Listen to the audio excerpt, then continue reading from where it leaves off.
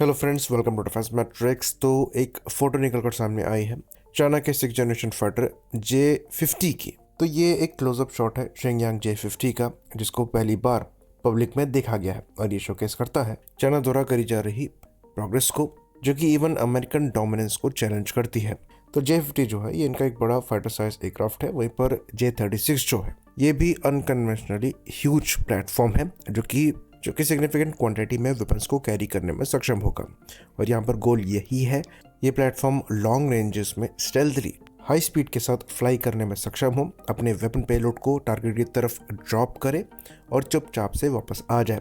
तो J36 के साथ ओवरवेलमिंग एयर पावर को प्रोजेक्ट करने की तैयारी है। वहीं पर J50 जो है ये आपका प्रॉपर फाइटर प्लेटफॉर्म की तरह है। दोनों ही प्लेटफॉर्म में जो वर्टिकल टेल है ये मिसिंग है और जो कंट्रोल सर्फेसेस दिए हैं ये अनकन्वेंशनल है। आप उनको कॉपी नहीं कह सकते, जो कि शोकेस करता है कि R&D के मामले में चाइना की क्या प्रोग्रेस चल रही है और J20 के प्रोग्राम से कौन कौन से फ्रूट्स निकलकर सामने आए हैं। तो चाइना द्वारा J20 को मास्टर किया गया, इसमें उन्होंने समय लगाया, उन्होंने हर तरीके की टेक्निक्स का इस्तेमाल किया, चाहे ये बैग बोरो स्टील हो, अपने J20 प्रोग्राम को सक्सेस बनाने के लिए।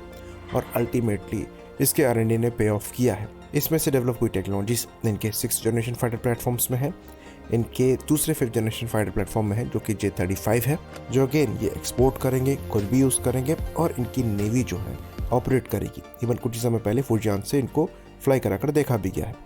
बाकी जो 6th जनरेशन फाइटर प्लेटफॉर्म है उसमें इसी R&D वर्क को आगे बढ़ाकर टेक्नोलॉजीज को डेवलप किया गया है और उसके लिए कोई ये नहीं कह सकता कि यहाँ पर चीज़ें कॉपी करी गई हैं, क्योंकि प्रोग्रेस खाली एयरक्राफ्ट को लेकर नहीं हो रही है, बल्कि उनके वेपन पैकेज को लेकर भी हो रही है, एवियोनिक्स को लेकर भी हो रही है और साथ में ऑपरेट होने वाले CCA प्लेटफॉर्म्स को लेकर भी हो रही है। ये चीज़ हमने डिस्कस करी थी जब चाइना द्वारा विक्ट्री डे परेड में एडवांस CCA प्लेटफॉर्म्स को शोकेस किया गया था। ये टाइप A और टाइप B UAV थे या फिर CCA थे, जो कि 6th जनरेशन टेक्नोलॉजीज का इस्तेमाल करते हुए आएंगे, पर पूरी तरीके से ऑटोनोमसली ऑपरेट होने में सक्षम होंगे और किसी भी 6th जनरेशन फाइटर प्लेटफॉर्म के कंपैरिजन में चीपर ऑल्टरनेटिव होंगे। तो चाइना के जो फ्यूचर एयर कॉम्बैट को लेकर अप्रोच है ये मल्टी डायमेंशनल है। वो हर एक फील्ड में काम कर रहे हैं और उनके द्वारा नेटवर्किंग ऑपरेशंस को एडवांस लेवल पे प्रायोरिटी दी जा रही है।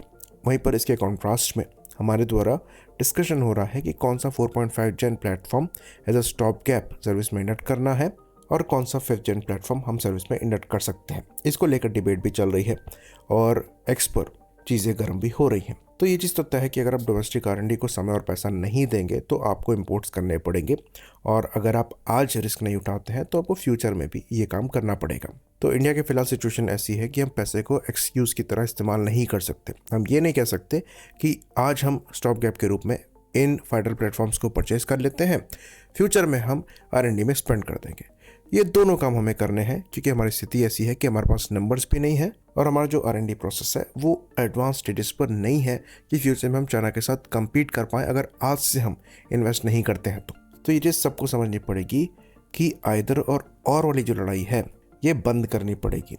हमें यहाँ पर दोनों चाहिए। अगर कोई कहता है कि आप रफाल से J20 को काउंटर नहीं कर सकते तो ये फैक्ट है। चाइना जिस तेजी से आगे चल रहा है, आने वाले 10 से 15 सालों में इनके 6th generation fighter platforms active हो जाएंगे और ये अपने CCA के साथ फ्लाई कर रहे होंगे और उसी टाइम फ्रेम में हम रफाल को सर्विस में इंडक्ट कर रहे होंगे। रफाल आज के 5th जनरेशन फाइटर प्लेटफॉर्म्स को मैच नहीं कर सकते, फ्यूचर के 6th जनरेशन फाइटर प्लेटफॉर्म को मैच कर पाएंगे, इसको सोचना ही गलत है।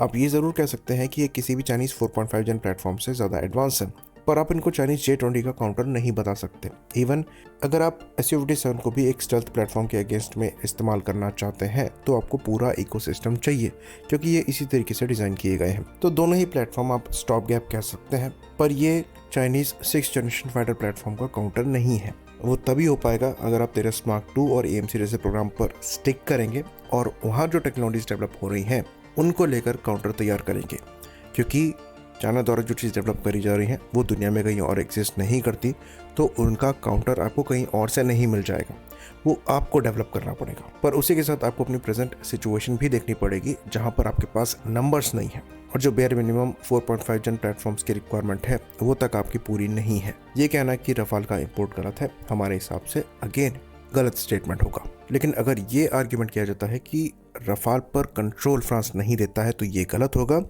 इसको हम सही मानेंगे, क्योंकि अगर आपको फ्यूचर में नेटवर्क सेंट्रिक ऑपरेशंस को परफॉर्म करना है तो आपके जितने भी प्लेटफॉर्म हैं उस पर आपका पूरा कंट्रोल होना चाहिए, ताकि आपके जितने भी फाइटर प्लेटफॉर्म हैं, चाहे ये किसी भी जनरेशन के हो, साथ में काम कर पाए ताकि उनकी इफेक्टिवनेस बढ़े। चाइना द्वारा भले ही 5th जेन 6th जेन CCS को बनाया जा रहा है, पर लार्जली इनकी फ्लीट 4.5 जेन फाइटर फॉर्म करते हैं, जिनको ये पैरेलल में इस्तेमाल करेंगे अपने 5th और 6th जेन प्लेटफॉर्म के साथ, ताकि उनकी इफेक्टिवनेस को बढ़ा सकें। तो आपको ये प्लेटफॉर्म चाहिए, तो इसलिए यहाँ पर कंपैरिजन गलत रहेगा। प्रिक्योरमेंट से इशू नहीं है, पर उतना ही फोकस हमें कैट्स जैसे प्रोग्राम में डालना पड़ेगा, आमका में डालना पड़ेगा और तेरस मार्क 2 में डालना पड़ेगा। साथ में हमें नए प्रोजेक्ट्स पर भी काम करना पड़ेगा, जो कि इन प्रोजेक्ट्स में हुई R&D को एक्सप्लॉइट कर पाएँ फ्यूचर के थ्रेट को देखते हुए। आई होप इन्फॉर्मेशन यहाँ पर क्लियर रही हो। इसी बात पर इस वीडियो को हम खत्म करेंगे। लाइक करिए, सब्सक्राइब करिए। जय हिंद।